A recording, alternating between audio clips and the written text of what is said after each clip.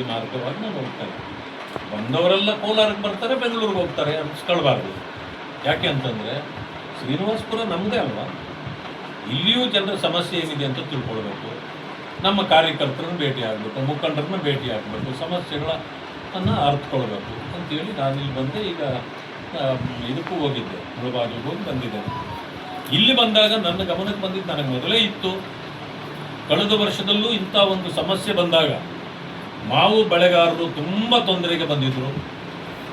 ಅದಾದ ನಂತರ ಈ ಫಾರೆಸ್ಟ್ ಡಿಪಾರ್ಟ್ಮೆಂಟ್ನವರು ಈ ರೈತರನ್ನ ಒಕ್ಕಲೆಬ್ಬಿಸಿ ಅವರ ಜಮೀನುಗಳನ್ನು ಕಸ್ಕೊಂಡಿದ್ದು ವಿಚಾರದಲ್ಲಿ ಆಗಲೂ ಕೂಡ ನಾನು ಬಂದಿದ್ದೆ.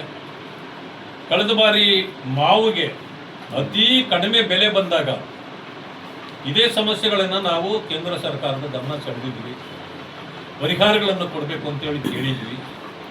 ಆಗಿನ ಸಂದರ್ಭಕ್ಕೂ ಈಗಿನ ಸಂದರ್ಭಕ್ಕೂ ಭಾಳ ವ್ಯತ್ಯಾಸ ಇದೆ. ಇದೇನಾದರೂ ಇಲ್ಲಿ ಎಕ್ಸ್ಪೋರ್ಟ್ ಆಗ್ತಿದ್ದಿದ್ರೆ, ರಫ್ತು ಮಾಡಲಿಕ್ಕೆ ಅವಕಾಶ ಇದ್ದಿದ್ರೆ ಬಹುಶಃ ಇಷ್ಟೊಂದು ಸಂಕಷ್ಟಕ್ಕೆ ರೈತರು ಬರ್ತಿರಲಿಲ್ಲ. ಇವತ್ತು ರಫ್ತು ನಿಂತು ಹೋಗಿದೆ, ಕಾರಣಗಳೇನೇ ಇರಲಿ, ಬೇರೆ ಬೇರೆ ಇರಲಿ, ಅದರಿಂದಾಗಿ ಇಲ್ಲಿನ ರೈತರು ಕಂಗಾಲಾಗಿದ್ದಾರೆ. ಇಡೀ ನಮ್ಮ ರಾಜ್ಯದಲ್ಲಿ ಹೆಚ್ಚು ಮಾವು ಬೆಳೀತಕ್ಕಂಥ ಅದು ಅಂತಂದರೆ ಅದು ಕೋಲಾರ, ವಿಶೇಷವಾಗಿ ಶ್ರೀನಿವಾಸಪುರ. ಮಾವು ನಿಗಮ ಕೂಡ ರಾಜ್ಯ ಸರ್ಕಾರ ಮಾಡಿದರೆ ಅದು ಇರ್ತಕ್ಕಂಥದ್ದು ಕೂಡ ಇಲ್ಲೇ ಶ್ರೀನಿವಾಸಪುರದಲ್ಲಿ. ಆದರೆ ಅದಕ್ಕೆ ಹೆಚ್ಚಿನ ಒತ್ತು ಕೊಡ್ತಕ್ಕಂಥದ್ದು, ಮಹತ್ವ ಬರ್ತಕ್ಕಂಥದ್ದು, ರೈತರಿಗೆ ಬೆಲೆ ಬರಲಿಕ್ಕೆ ಏನು ಮಾಡಬೇಕು ಅನ್ನೋದು ರಾಜ್ಯ ಸರ್ಕಾರವೂ ಮಾಡಬೇಕು. ಬರೀ ಕೇಂದ್ರದ ಮೇಲೆ ಹಾಕಿ ಕುತ್ಕೊಳ್ಳೋಕ್ಕಾಗೋದಿಲ್ಲ.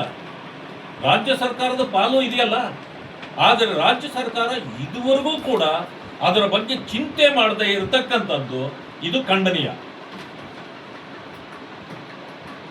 ಹೇಳಬೇಕು ರಾಜ್ಯ ಸರ್ಕಾರ, ರೈತರಿಗೆ ಇಷ್ಟು ಅನ್ಯಾಯ ಆಗಿದೆ, ಅವರ ಬೆಳೆಗಳು ಇವತ್ತು ಇಷ್ಟು ಒಂದೊಂದು ಎಕರೆಗೆ ಇಷ್ಟು ಬಂದಿದ್ರೆ ಅವರಿಗೆ ಲಾಭ ಆಗ್ತಿತ್ತು, ಅದರಿಂದ ಇಷ್ಟೇ ಬಂದಿದ್ದರಿಂದ ಅವರಿಗೆ ಸಂಪೂರ್ಣ ಅನ್ಯಾಯ ಆಗಿದೆ. ನಾವು ರಾಜ್ಯ ಸರ್ಕಾರದಿಂದ ಇಷ್ಟೊಂದು ಅವರಿಗೆ ನಾವು ತುಂಬಿಕೊಡ್ತೇವೆ, ಕೇಂದ್ರ ಸರ್ಕಾರವೂ ಒಂದಷ್ಟು ಪಾಲು ಕೊಡಲಿ, ಈ ರೀತಿ ಮಾಡಬೇಕಲ್ಲ. ರಾಜ್ಯ ಸರ್ಕಾರ ಇದುವರೆಗೂ ಮಾತಾಡ್ತಾ ಇಲ್ಲ. ಆದ್ದರಿಂದಲೇ ನಾನು ಇಲ್ಲಿ ಬಂದು ಇದನ್ನು ತಿಳ್ಕೊಳ್ಬೇಕು.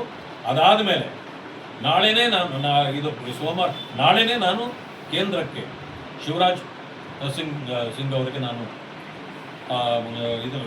ಪತ್ರ ಬರೀತೇನೆ.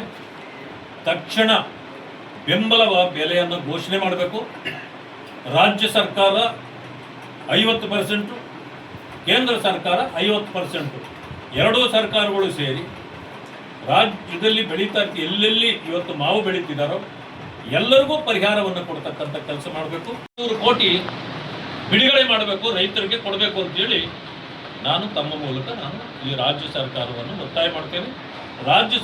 ಕೇಂದ್ರ ಸರ್ಕಾರ ಏನಾದರೂ ತಡ ಮಾಡಿದರೆ, ಯಾಕಂತಂದ್ರೆ report should go from state government.